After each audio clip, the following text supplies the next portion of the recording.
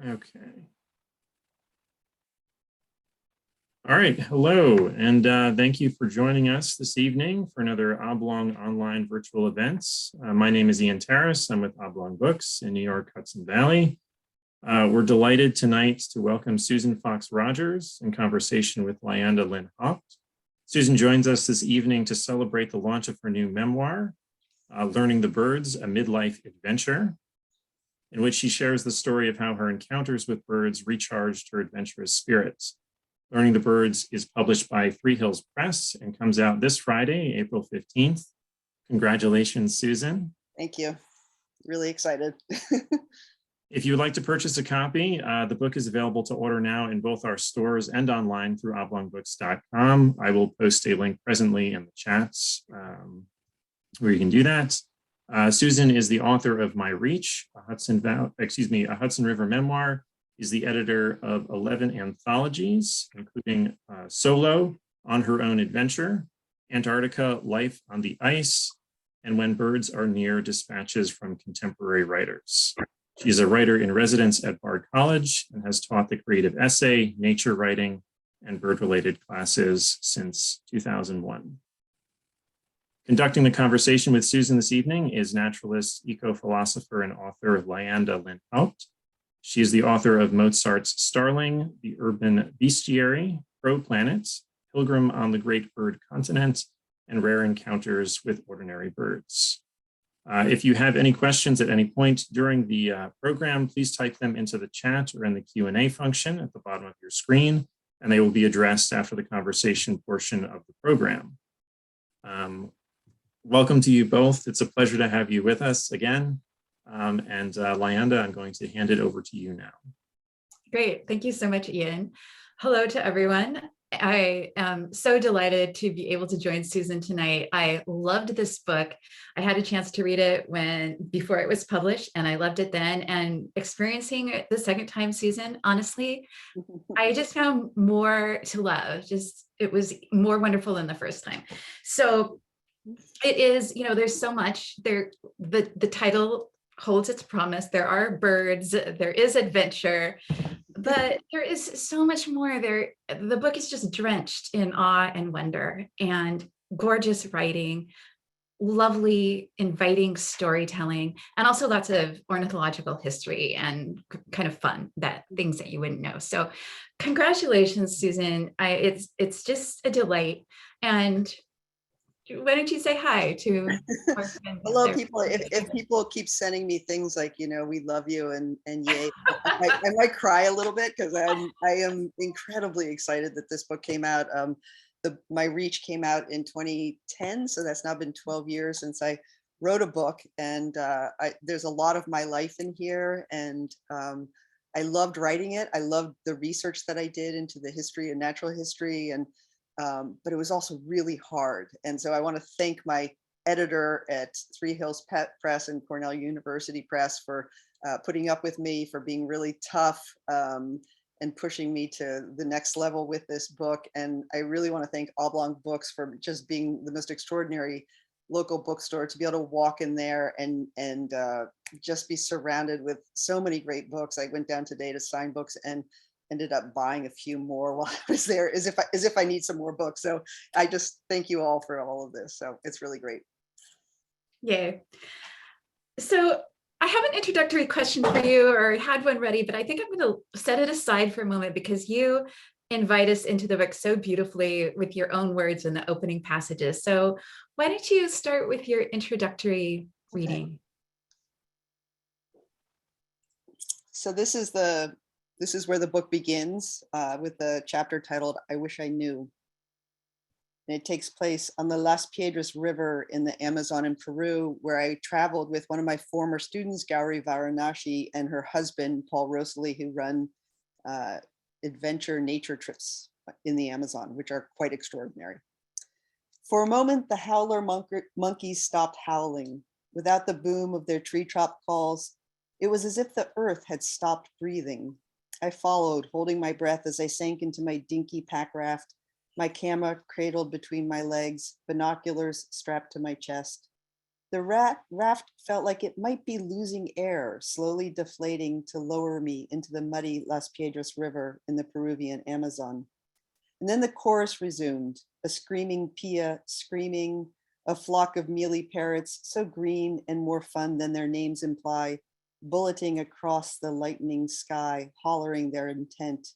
And scarlet macaws soaring high overhead, their long tails trailing off as if to market, calling out the chaos of life. A half dozen chips and songs I did not recognize, tantalizing calls and songs from the green, green world joined the chorus. The boat hugged me like a sagging bassinet as the current pushed me along downstream to the research station where I had begun my journey at 4:30 in the morning. I peered ahead to the next bend to see if my 3 companions were waiting for me, but they had vanished, leaving me alone in the jungle. But not really alone. Yellow-billed terns coursed upstream. Amazon kingfisher cackled away like kingfishers do. Hoatzin ruffled about in the streamside bushes. The capybara family swam the far shore in a single file, and always the howler monkeys were booming from the tops of trees. Into this ecstatic musical medley, I heard the puttering engine of a boat. No doubt it was one of the long, narrow wooden boats taking Brazil nuts into Puerto Maldonado to be sold. The wake of the boat would surely upset my precarious raft, so I made toward shore to secure myself to a branch or log. As I approached the shore, the log I aimed for began to move, turned, showed its intent little eyes, and slid into the water. The caiman vanished into the turbid river. I laughed, half nervous, as I realized that for all I heard and saw, there were infinitely more creatures out there going about their secretive lives. This was paradise. An hour into my float, and still 3 hours to the station, a long-legged shorebirdie bird with hints of blue and green on its back and a great red eye appeared on a sandbar. I nudged my boat onto shore and slipped out of the raft, camera in hand. As I crouched to watch the bird, it approached, not skittish about having its portrait taken. In that moment, my sense of discovery was acute. Though I had spent time with the Birds of Peru guidebook, I could not name this bird. I felt a rush of excitement finding this beautiful, unknown to me bird. This is why I bird. The thrill of quiet adventure, the constant hope of discovery, the reminder that the world is filled with wonder. When I bird, life is bigger, more vibrant, and the Amazon, not surprisingly, is the perfect place to nourish such a sense. Though in that moment I was relishing feeling overwhelmed by the natural world, I don't need excess, abundance to get my adrenaline flowing, to have my curiosity piqued. All it takes is an encounter, close or unexpected, something small, even subtle, whether traveling or near my home in the Hudson Valley of New York, to make me thrilled to the day. Beautiful. Thank you. I love that passage. I love how if the reader or listener is sitting here thinking, okay, that's great for her, she's in the Amazon, but I'm in West Seattle, you bring us back home, you bring us all back home. And that phrase that I think is so significant right now, the reminder that the world is filled with wonder. Yeah. So meaningful. And that's one of the things I wanted to ask you about, and we're celebrating your book today with great joy, but we don't want to avoid the fact that we're in a very complex time and a hard time, right? Yeah. So politically, ecologically, we know the litany of happiness. So I've heard it said of books, beautiful books like yours, that they come out as a kind of antidote to the hardship of life. And that's not a word that I'm going to apply, because I think that there is no antidote, certainly not in a book. But I do feel that this book is a blessing in this time of hardship, that it offers a kind of essential witness, a kind of essential presence. And so I wanted to ask you what it means for you. You said something about how wonderful it was to finally hold the book and to bring it into the world. And I want to ask a little further, what does it mean for you to bring this book to the world in this time? Yeah. Well, I mean, there's no question that this time is particularly complicated, but I don't think any time is uncomplicated politically. If you think back through the years, there's always something, right? And I think that I don't go out into the natural world to forget about what's going on. I really go out there in a sense, whether I'm birding or before was a birder, the other adventures that I would go on. In a way, it was a sense to give me strength, in order to be able to think through what was going on and to bear it. And I think that some people approach challenges intellectual and emotionally. They cry. I don't cry. Um, I go for a walk, and so I think that the way that I've always expressed my understanding of the world and my desire to make meaning of it is through movement Mhm. and through writing. And the writing came later. The birding came later. It's nice that they've now found each other for me, anyway. But I think that there's certainly there's always that worry that my energy should be put into something that is maybe directly helping with the world, advocacy in one way or another, maybe some guilt that slips in there. But I also know that if I didn't do these things, if I didn't bird now, if I didn't spend time out there shoring myself up, I wouldn't be fit for the world. I wouldn't be able to do anything. I wouldn't be able to teach. I wouldn't be able to offer any compassion in the world if I didn't go out there and do these things. So it sort of makes me a better human being, is the way I think of it, and then allows me to do other things. So I need this. Yeah. Yeah, I was going to ask this later, but it came up in what you were saying about when you are upset, instead of crying, you go for a walk. But I will point out that although you and I have many things in common, we were both philosophy majors, we both watch birds, we're both writers, but you are so much more intrepid than I am. So no one will ever find me rock climbing unless something very terrible has happened, like I've fallen off a cliff and it's the only way to get back again. But you have been a hardcore rock climber and kayaker, and you are just out there. And this book, like as I mentioned in the introduction, is so full of adventure. You're in the Amazon, you're all over the world, you're all over the country in all kinds of ways. And yet, when I returned to this book the second time and saw the word adventure in the subtitle, a midlife adventure, that's not what came to mind. And I thought, what that kind of colloquial adventuring in the world sense in which we use that word, Right. is not what came to mind. I thought, wow, this is really a multi-layered sense of what it means to show up in the world. And I thought, what does that word adventure mean to you? And nerd alert, everyone, we're both bird people, we both majored in philosophy, so questions like this are going to happen, nerdy things are going to happen tonight. Right? It's the best kind of conversation. It's a great question, because I feel that adventure has maybe sort of been my theme song, as it were, for my life. I started rock climbing when I was 15, backcountry skied, kayaked, done some wonderful backpacking trips in Alaska, around the world, hitchhiked across the country, that kind of thing. So adventure for me, I mean, the big adventures, I think at the heart of it is an idea of the unknown. So whether you're skiing to the South Pole, that's unknown, or if you're climbing a rock face, that's unknown, or if you're going out for a walk and you're looking for a bird or birds, that's also unknown, because you have no idea what you're going to find. So the unknown and the curiosity that drives adventure, to me, is at the heart of it. Without curiosity, there's nothing. And I think that the adrenaline that I needed when I was younger, thank goodness I don't need it quite as much now.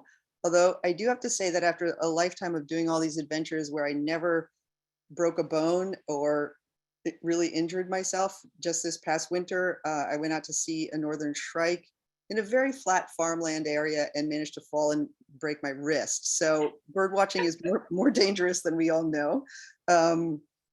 And I think that the other thing about adventure is that that for me has been important is the focus that it brings. So if you're climbing, you're not thinking about anything else. You are, you have to be absolutely present, and a climb demands that of you, because if you fall, you've got problems, maybe.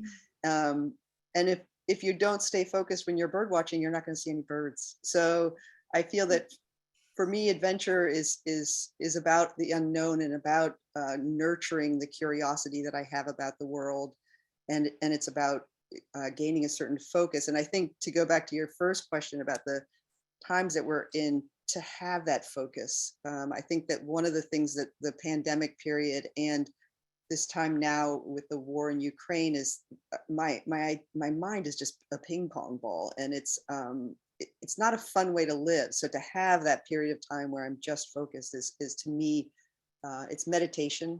It's a kind of meditation. Mm-hmm. And I love too how it's kind of a choice, that sense of adventure. The root of it is a happening that we turn toward. It's not just something that happens to us. It's something that we go out to meet. And you bring such courage to the way that you approach your relationship to your life. It was very moving to me to read over and over the different ways that you brought that kind of courage to meet adventure on all of its levels.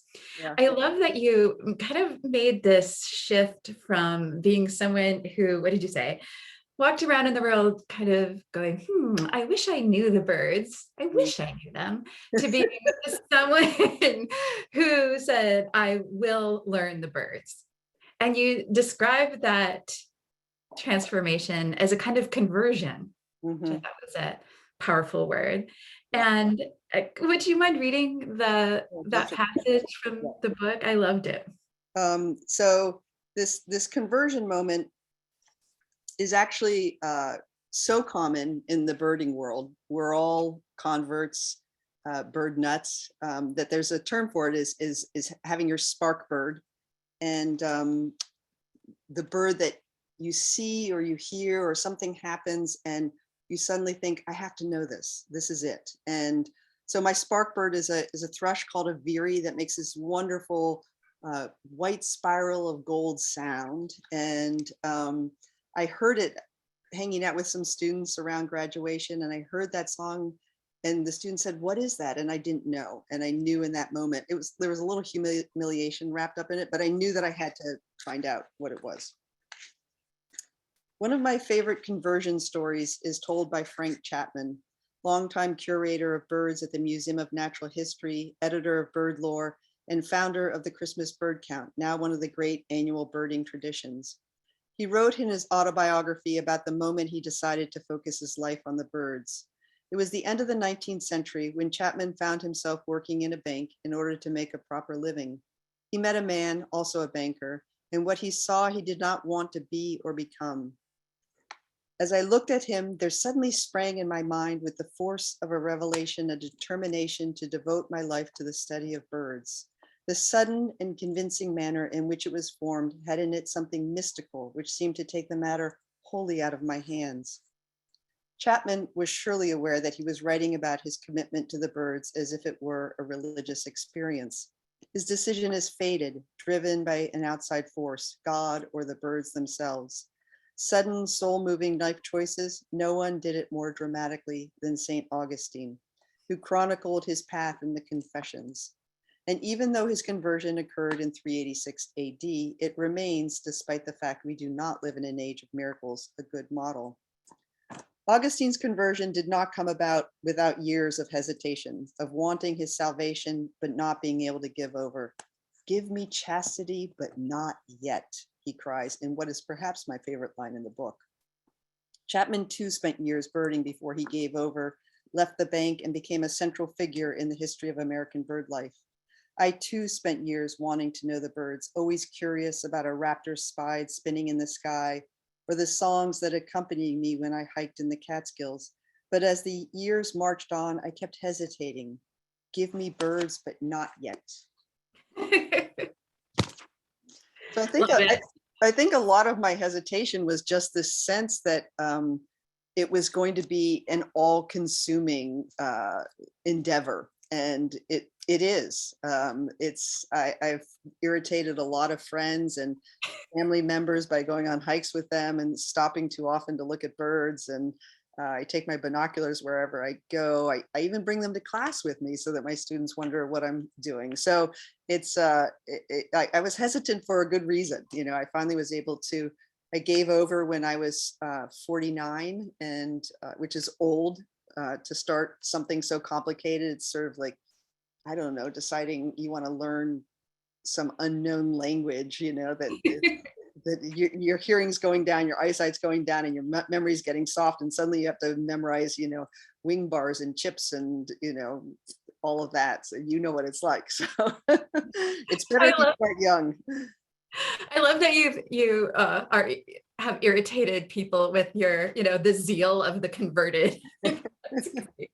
This is just a kind of a personal note, but I love that your spark story, which is actually a phrase I didn't know. I don't know this. Oh, is that right?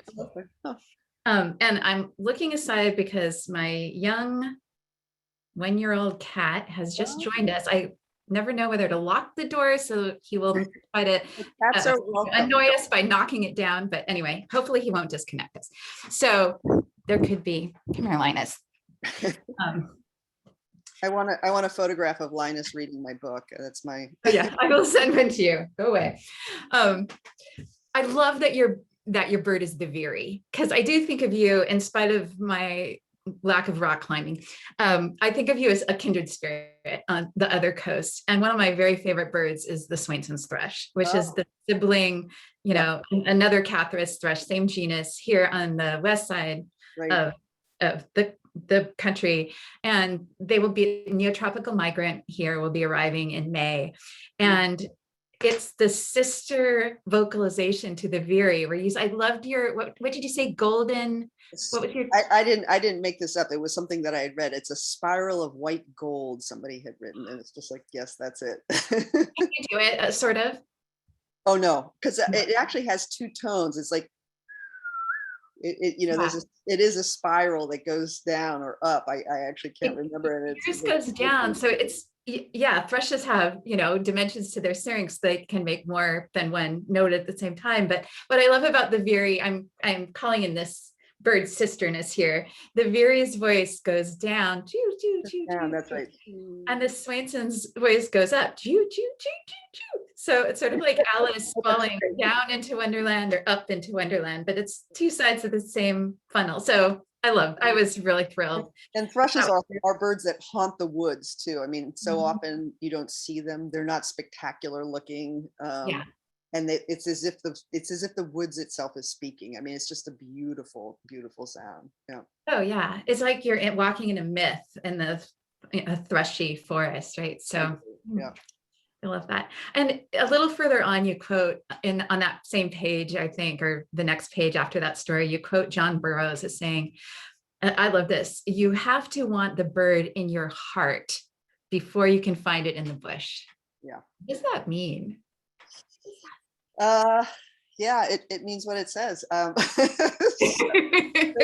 He's actually, because I meet a lot of people who say, oh, I really want a bird. And not anybody who's in the room right now. I really want a bird. And it's like me before I started birding. It's like, I would say, I really want a bird, but I didn't really want to commit to it. I didn't want to throw my heart into it. And so if you want to do this, you do have to put your heart into it. And it can't be a sort of a casual thing, and so that I agree with Burroughs that I didn't have my heart in it. And when I really, you can also think about it in the way that I go out and, for instance, today I have this wonderful bird class that I'm teaching right now. And I went out and I thought, I want to see warblers with these young people. And sure enough, the first birds that we saw were a palm warbler and a pine warbler. And so, I put those birds in my heart, as it were. And it's almost as if you're manifesting them. You feel kind of magic, Yeah. You called them in. Yeah. Yeah, there is an element to that that's just fun to play with, right? Yeah. Whether you. But Burroughs, I feel like Burroughs is sort of my godpapa, who I'm always trying to kind of prove him wrong. So, he had this great quote about the Hudson River saying, it's a long arm of the sea and it has some of the sea's austerity.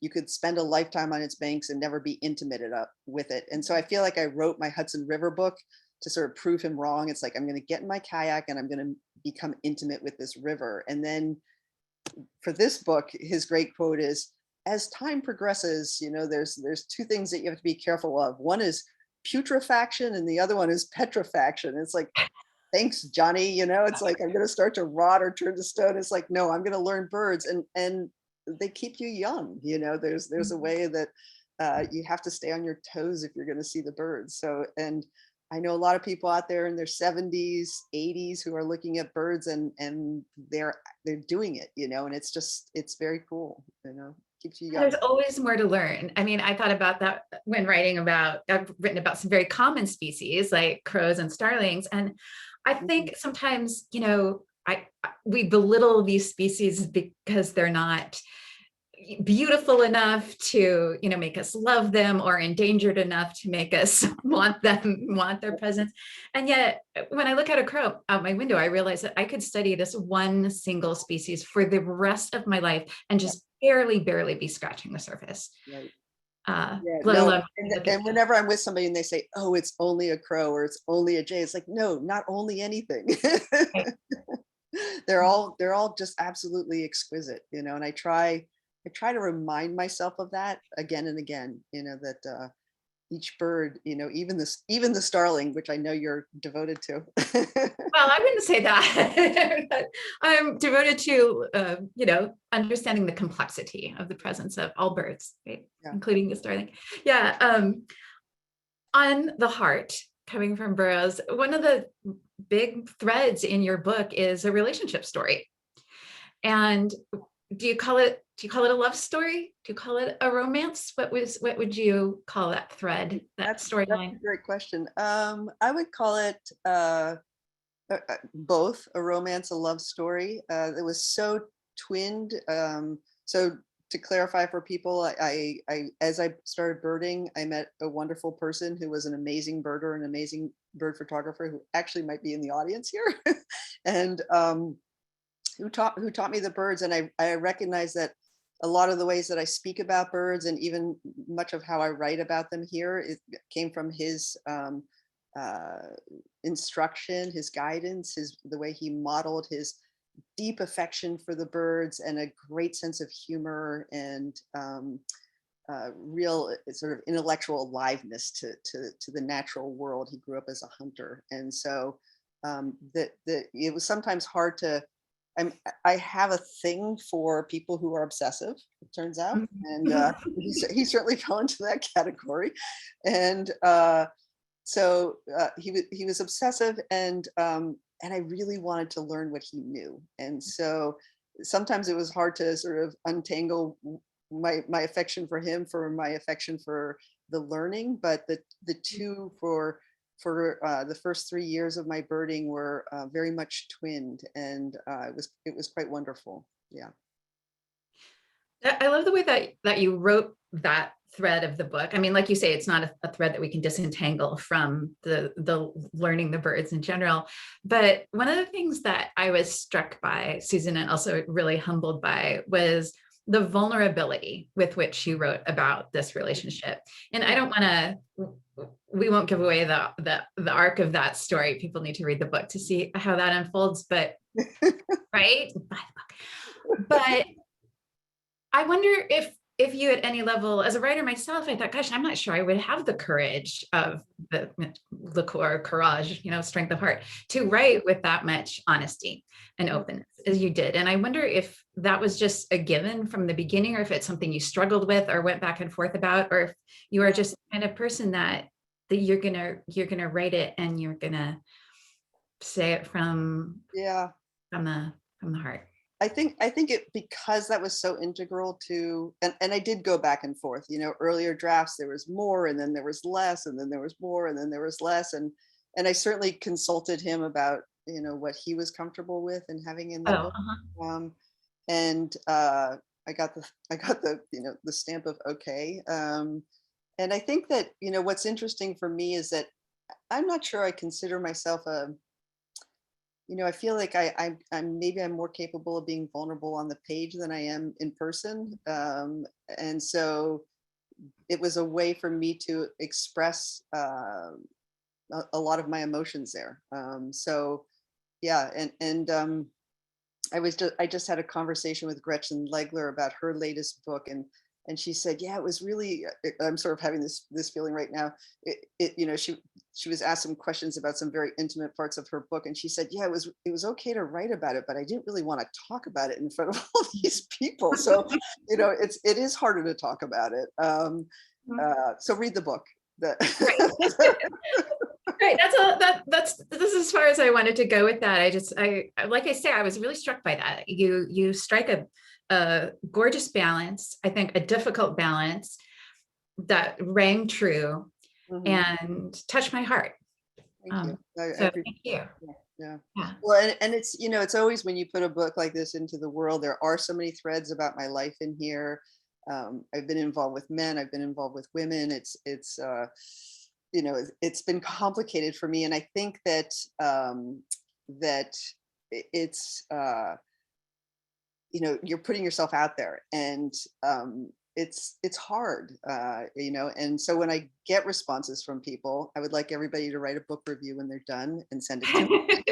And honestly, some of the sweetest responses I've had have been from young people, young men, young women who've read the book and have been very sweet about the parts that resonated for them. So I was thinking of you as one of my perfect audiences, to be honest, and my kindred spirit on the West Coast, and so to have younger people have the book resonate for them, that's just really surprised me very much. So it's been fun. I hope it stays that way.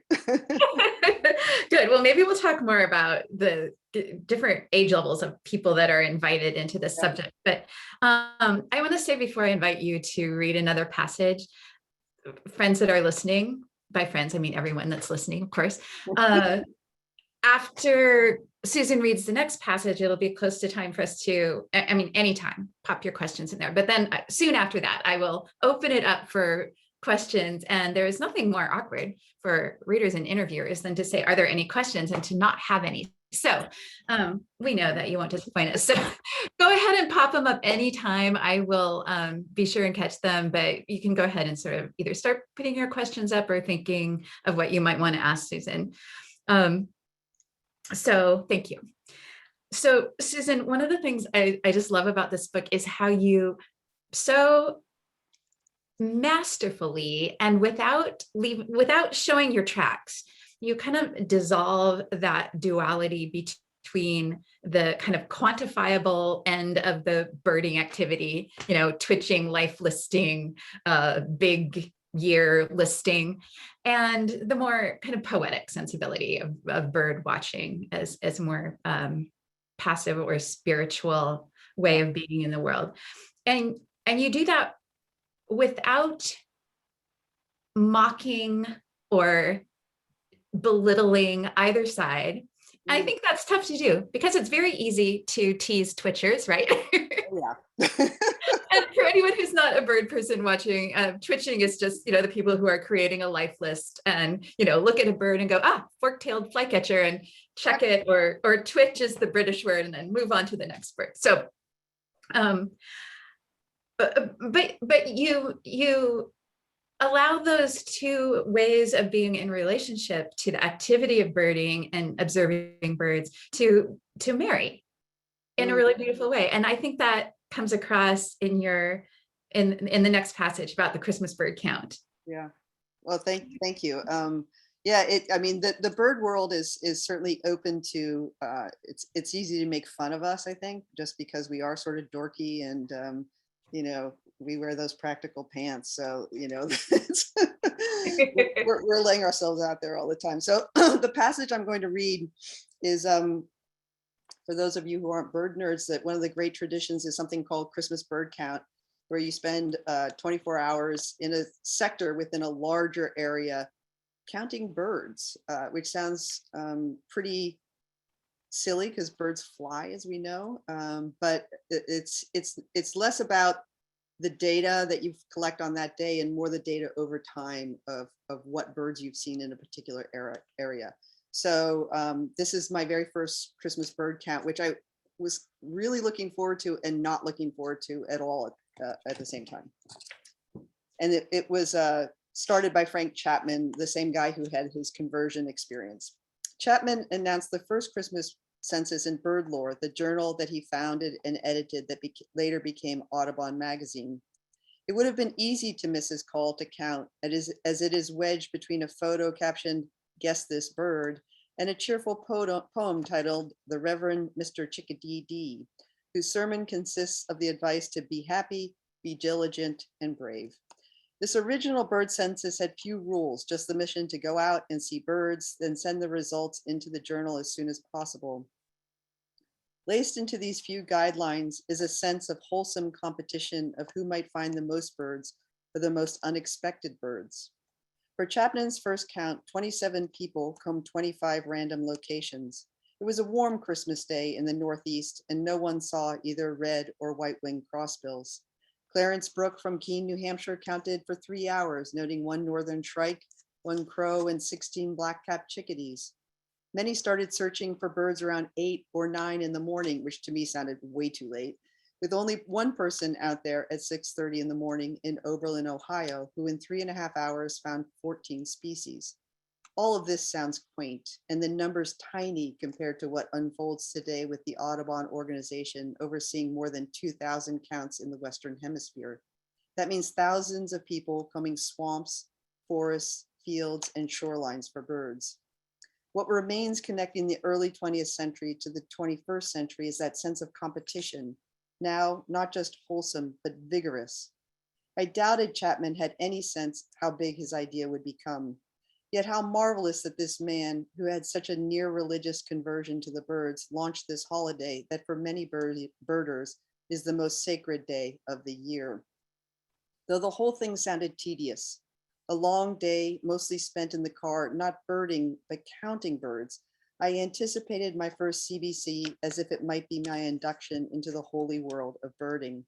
I prepared in the only way I knew how for a celebration. I cooked.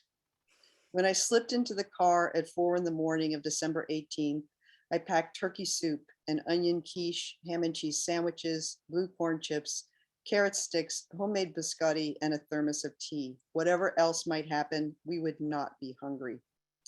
We drove west on 209, the town of Stone Ridge still asleep as we sped through toward our sector. Once we pulled into our territory, Peter stopped so that I would note time and mileage of our nighttime hours. And then we were off, Peter slaloming the winding roads of our sector, the headlights of the car slicing a narrow path through the darkness and trees. A disorientation settled in as Peter turned left and right while I marveled over the size of our sector. After 20 minutes, we jounced down a dirt-packed road, then crossed a small creek before Peter pulled over next to a wooded hillside. We slid out of the warm car into 15 degrees of cold. A frozen silence enveloped the woods as the engine ticked from warm to cold. I stared, open-mouthed toward the heavens, a canopy of stars lighting the swampy area in front of us and the dense woods that formed a wall of darkness. I tried to see into the darkness, the open space that was the road leading into denser woods, the clearing in front of us framed black by the night. I shivered, not at the cold, but at the beautiful and overwhelming limitlessness of the world.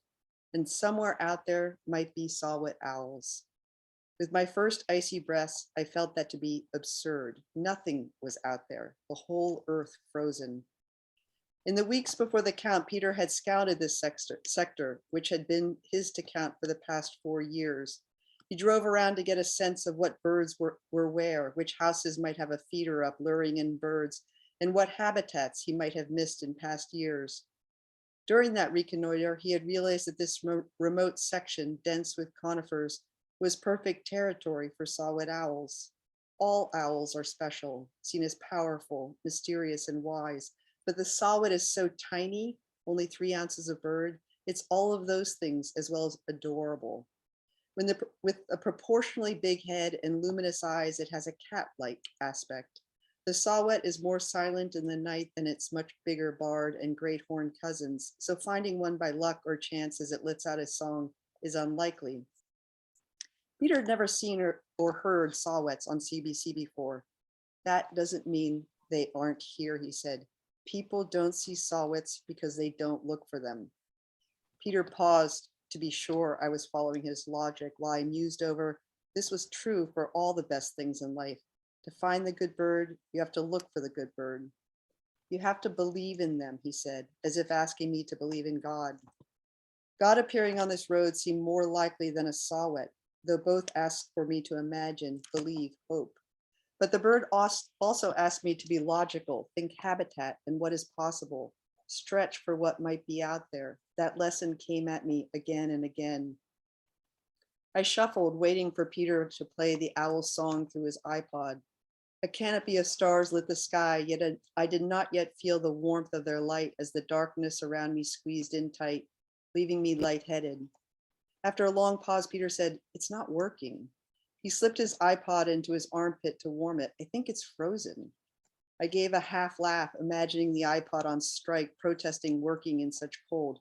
"Whistle," I suggested, though that seemed a silly thing to do when the world so silent seemed empty.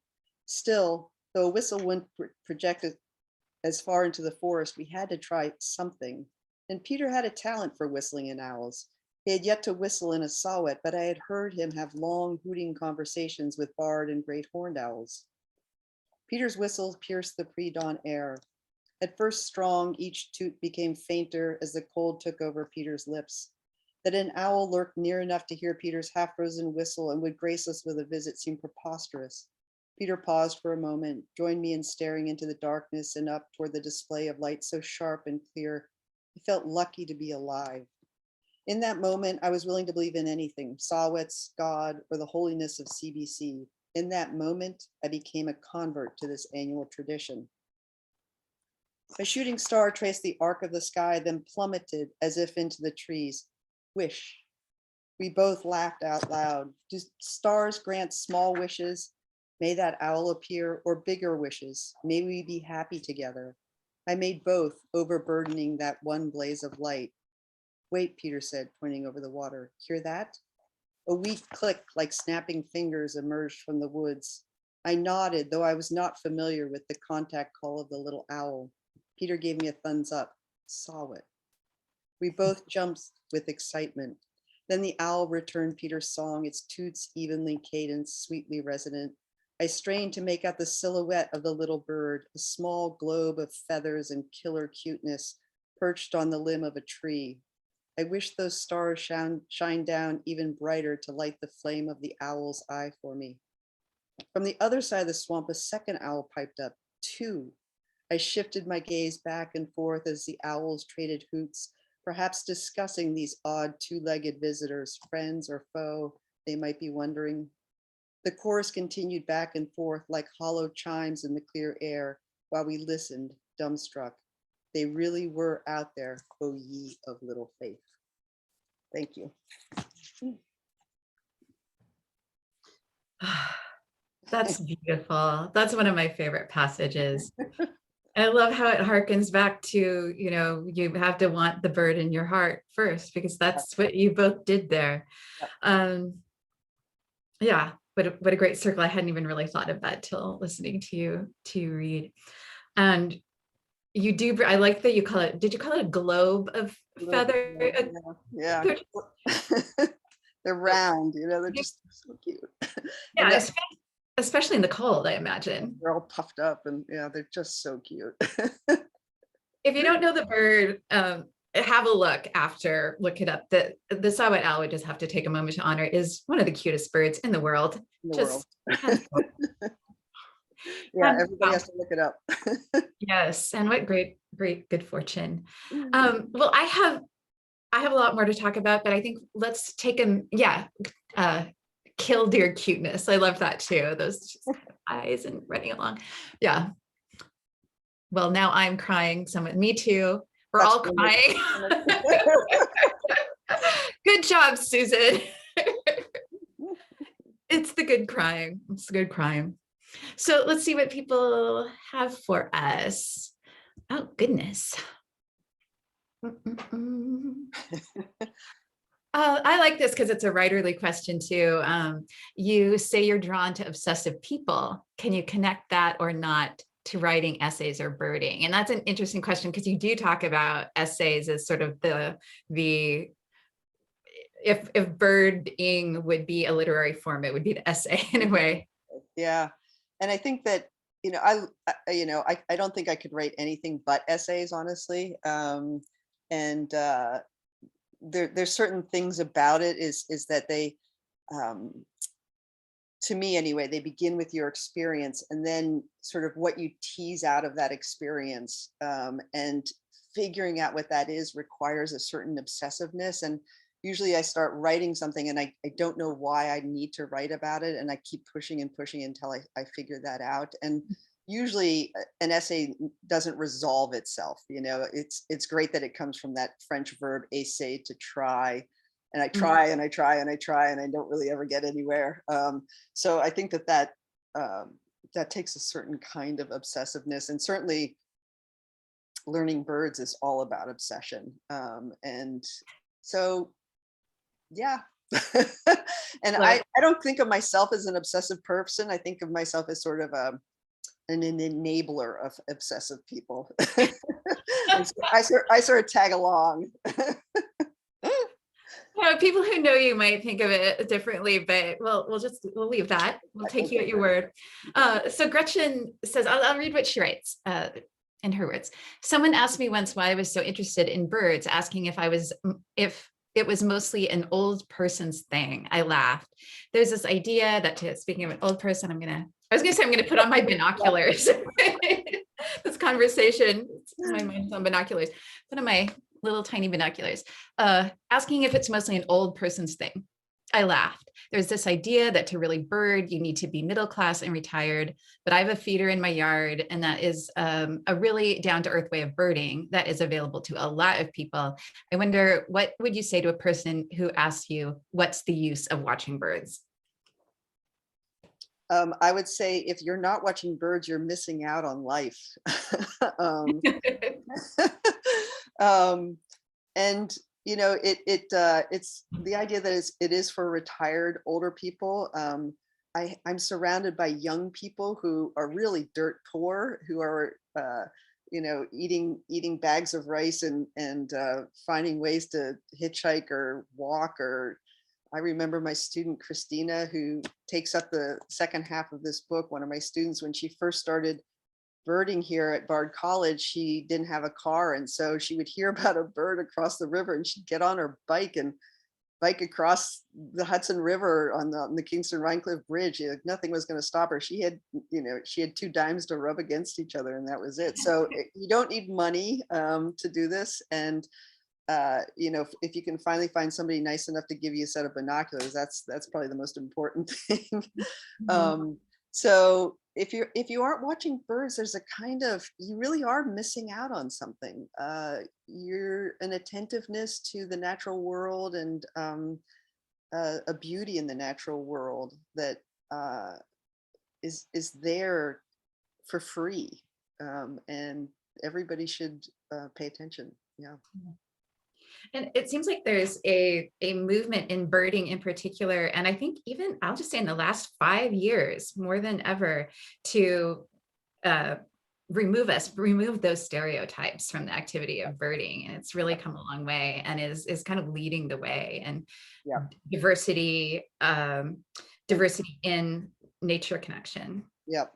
No, I think, and that's really heartening to see, as part of that sort of movement to make it a more user-friendly world. There's a lot of discussion about changing the names of some of the birds. There was you probably saw the McCown's longspur, and McCown was, one of these terrible Confederate generals, and he doesn't need to have a bird named after him. So Right. now it's the thick-billed longspur. So, things like that are happening in the bird world, and, making it a point to have certain events that are very explicitly open to, the LGBTQ community. There's a lot of very vocal Black birders who are doing very cool things, which is a lot of fun. So, yeah. What, following up on Gretchen's question, you make it a point in your subtitle to use the word midlife. And I'm thinking, because this is the themes in your book, I feel would speak to people of all ages, readers of all ages. And yet there's something important for you about having gathered a certain number of years that adds a layer to this story that you're offering. And could you talk about that a little bit? Well, I might be one of the few people who loves getting older. You know, there was something about the anxiety of youth and middle age that I didn't enjoy. I feel like I'm a lot calmer. Birding has taught me a patience that I didn't have before that is really wonderful. So, um, and then I think that starting later in life, it was more challenging. You know, if I had started birding when I was 12, I would have those chips and songs in my head and I wouldn't forget them, you know, in the same way that I don't forget how to speak French. But I feel that the being older, we stop learning. You know, people go to college between the ages of 18 and 22, and it's like, okay, we've done that. And it's just not true, you know? And so to continue to learn and to learn actively and to push yourself to new things, it's just wonderful. It does, it keeps you from that putrefaction that birds sort of warning us about. So I think it's you know, the mid-age thing is important to me, but I do think that because the birding experience, I guess this is how I understand the younger people understanding it, that there's ideas about love and life that are universal. So that maybe that is what is resonating for younger readers. You know, I hope so anyway. Yeah. Yeah, nice. Jen asks, who are your favorite 20th century or earlier writers on birds besides Burroughs? I'm wondering if you have any historic or modern women writers on birds in the natural world. Well, we have one right here in the room with me who writes beautifully about birds. So I'll go back to one of the people who I found, because I started reading really actively when when I entered the bird world. I think what thrilled me, and it was very similar to entering the world of rock climbing in the 1970s, is I realized that it was a world that had its own heroes and heroines. It had its own language. In the bird world, it's, you know, going twitching and having your spark bird and talking about the Swaney and the Swampy and the Buffy, and that kind of intimacy of language and that you use when you talk to other birders. And it's a world that has its own history. And so I was very excited about bringing some of that history, whether it was history of the birding world or outside history. So two of my favorite chapters are about Nathan Leopold, who was the famous murderer in the Leopold and Loeb murder case, who was in fact an amazing birder, studied the Kirtland's warbler, and FDR, our president for 4 terms, was also an extraordinary birder. So I'm bringing in that kind of history, but the bird history, one of the people who I found early on was Olive Thorne Miller, who also started to bird when she was 49 and then proceeded to write 11 books, which I surely will not do that. I'm really happy I've written one. And so she wrote and she learned the birds, wrote, what were kind of guidebooks, often for children as well. And she was a real character. She had pet birds in her house that she kept little notebooks on their behavior and what they did. And another one was Florence Marion Bailey, who was sort of born into the royalty of naturalists at the turn of the 20th century. Her brother was Hart Merriam, who was part of the Hayden expedition that made Yellowstone into a national park. And so, she was hanging out with Theodore Roosevelt and all of these people, and married a guy who was the head of the Biological Survey, Hart Merriam. I forget his first name, but his last name Bailey. So she also was a wonderful writer and a great inspiration. So they're wonderful writers about birds. In terms of contemporary, all you have to do is pick up my anthology, When Birds Are Near, and there are, I think, more than half of the selections are from women. And I see some in here. Jen Dean is out here in Zoom land with us. Christina Ball, my student, has a marvelous essay in this piece. So a lot of my favorite bird writers are right here in this collection, and they all have more work to read. So that's one way to find women writers. And then I love Terry Tempest Williams' book Refuge, which is about the birds in Great Salt Lake.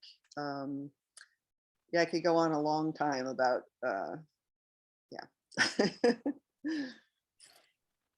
Lovely. Brendan asks, what is the next bird adventure? Well, Brendan, as you know, Brendan's one of my students. Brendan, as you know, the ivory-billed woodpecker has recently been sighted, so we'll be taking a class field trip down to find it. I have to say that, you know, this was one of the things that I write about in this book, that you can divide up the optimists and the pessimists in the world. Those who are optimists believe that the ivory-billed woodpecker is out there, and the pessimists think that it's not. And I certainly do believe that it's out there. You know, the minute you go into some of these empty, sort of almost impenetrable landscapes, you realize, you know, that I often feel that the world is really crowded, and we've done a terrible job of building up the world and paving things over and crowding out the natural world, and it throws me completely into a funk. And then all it takes is going to Canada with my young cousin Emily in September to realize that there are just acres and acres and acres of nothing. And I need that from time to time to remember. And if you go south and you go into any of those swamps, it's like there's a lot of land there's nothing, nobody's been out there, and who knows what's out. We have no idea what's out there. And so sure, there's an ivory-billed woodpecker in my mind. This is, if anybody's listening and thinking that this is truth, please don't. This is just being the relentless optimist that I am. So yeah, that's our next trip, Brendan. But don't put it in your peer-reviewed piece that Susan Fox Rogers says there are ivory-billed woodpeckers out there. So that I see a comment from Christina saying that the condors just flew by to, you know, celebrate the book, and he has a piece in this anthology about, you know, walking miles, taking buses, you know, doing everything she can to see a California condor. And the great plot twist here is that her partner Erin now has a job working with California condors, and they live at Pinnacles National Park and daily see these birds. So that's talk about putting the bird in your heart. There you have it. I love it. I love it. And even though that would be such a beautiful place to end, and we're coming up to the end of the time, let's not end yet. Let's ask another question, because this is so much fun. And I hope, Susan, that you're getting to read all of the beautiful comments about the influence that you've had on people's daughter at Bard, and just their lives and presence in the world, just all kinds of lovely things, fervent things. That's great. What I'm wondering is, are my people from Australia in the crowd? Or Sonia, are you awake? Maybe not. Maybe there's someone says hello from Canada, so we do have an international audience here. Oh, yay, Canadians. Jen, I love there's another question from Jen, and I want to ask it because it's really, you could interpret it how you want, Susan. She asked, what is the strangest bird encounter you've had? I guess it depends upon how you think about strange. That's why I said open to your interpretation. Wildly unexpected. So this was a trip that I took to Alaska with Peter, and we had been on a guided trip, which was fascinating in its own way and kind of exhausting. And then I'd been really looking forward to a time where we were going to rent a camper and have our own adventures. And leave it much more to chance. And it turned out that the camper we rented was really a piece of junk, and we were both a mess. Like nothing worked, and I was convinced the brakes were going to go on these downhills, and Peter was driving 100 miles an hour, and we were running out of gas. I mean, everything was wrong. And so we completely scrapped the plan that we had, and pulled into a campsite that I read about in the milepost. And we were so relieved to get out of this thing, and we decided to take a walk, and we're parked by a stream. It's a lovely place. And we hear this peeping sound, and I look over and I see something at the base of a tree, and I think it's a squirrel at first. It's sort of this bushy little thing. And Peter says, "Oh my God." And they were two little baby owls, and they were baby boreal owls, which is kind of, boreal owls alone are kind of extraordinary to see, but baby boreal owls. And so it just felt really miraculous, and it kind of turned the whole trip around at that point. Wow. rather than thinking that this camper was a complete piece of junk. If it hadn't been a piece of junk, we never would have seen the owls. So to sort of leave the chance in these moments in order to be able to see these extraordinary things, and to continue to leave your eyes open. So we listened to these little birds peeping through the night and begging to be fed. It was just extraordinary. So with having that, I mean, because you weren't in a great hotel or something, you were just allowed to be able to put yourself in the path of wonder. Discomfort and wonder often are twins, right? yeah. Oh, I love that story, and I'm a little bit jealous in the happy for you way. Of course, this question is coming from somebody who's actually held a cahau, a bird that was considered extinct, and not. So it's a little hard to rival that. That's a hardcore miracle moment. Wow. Yeah. Susan, I want to make sure you see, because these chats just kind of disappear. So I wanted to make sure you see the hello from the State College 1970s climbers in the crowd. Yay. All right, friends. Well, Thank we you, are. everybody. This is so special knowing all of you are out there, and all of your support through the years, and just great. So thank you. Susan, the book is beautiful. It was wonderful to be in conversation with you, to have this back and forth and see all of your beautiful, adoring crowd. The love continues to pour in.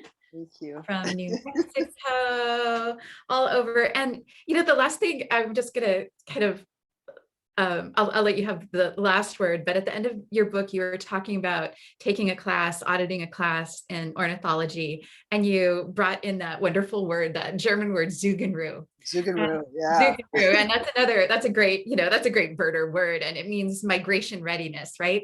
And I think we feel it. We live, I live on the coast here in West Seattle, and we see it in the shorebirds most easily, I think, the warblers are all moving about too, but the shorebirds they're putting their face into the wind, and they're stamping their little feet, and it's so different from then when they're coming back in the fall. They're just all kind of chill, but in the spring they're just going forward. And I feel that your book is just the perfect. Oh, I love that. It's a kind of sustenance for all of us in this moment of Zugenruhe, turning our faces into the spring as the wheel turns again. And part of that is breeding and multiplying. So may it multiply. Thank you. I love that image. I love it too, and it's so right for this book. You're absolutely wonderful. Thank you, everyone who joined and left these beautiful comments. Susan, you're wonderful. Ian and Oblong Books, everyone. And Susan, why don't you take the last before we give it back to Ian? Do you have anything more you want to say? No, I just so much love to all the people out there who've spent this time with me, and I really would love to hear from you when you read the book, and just passages that resonated for you. It's just meant the world to me. So thank you so much. Thank you, Lyanda, for the lovely blurb on the back, and for your support, and for this time. And Ian, Oblong is the best. And so are you. Thank you. Well, thank you both so much. This was a really lovely and mood elevating conversation. And I think we all want to be recharged now. by nature. I just want to remind everybody that the book signed copies are on sale on our website. I did drop a couple links in the chat. If you just go to our webpage, oblongbooks.com, go to signed books, you can find Susan's book. And we sell Lyanda's book as well. So thank you again. Also, thank you to Three Hill Press, who published the book. Yeah. And we look forward to seeing y'all at the next event. Thank you. Good night. Bye. Thank you. Hi, Eleanor. I didn't see you out there. I have one person in from England. London. Bye-bye, folks. Thank you.